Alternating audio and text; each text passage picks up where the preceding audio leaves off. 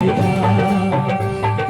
জান্নাতে চলে যাও, চুরি করো আর হারাম খাও, চুরি করো আর হারাম খাও, চুরি করো আর হারাম খাও। অনেকে ভাবে চুরি করবে হারাম খাওয়া জান্নাতে যাবে, অনেকেই ভাবছে তাই না?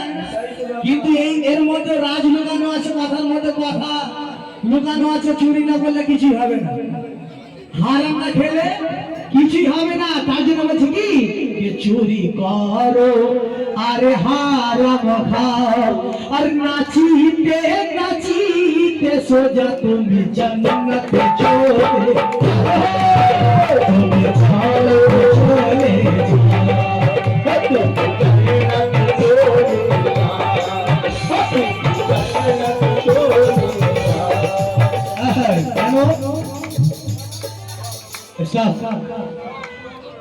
তো আলেম বলে হারাম খেলে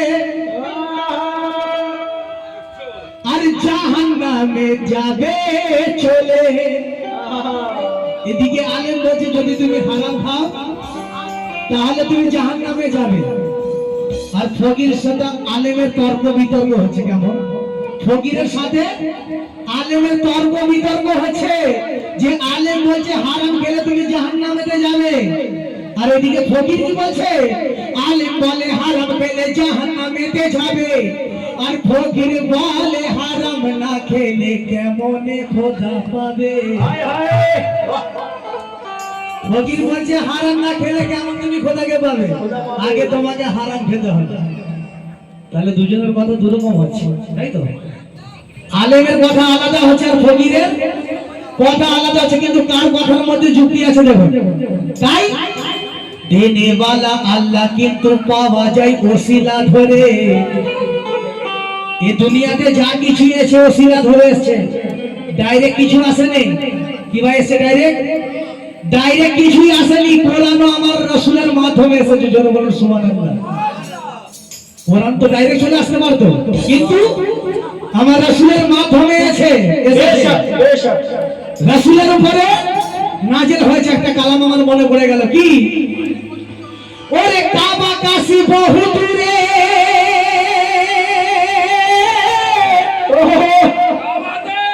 আর যেতে তোরে হবে না রে,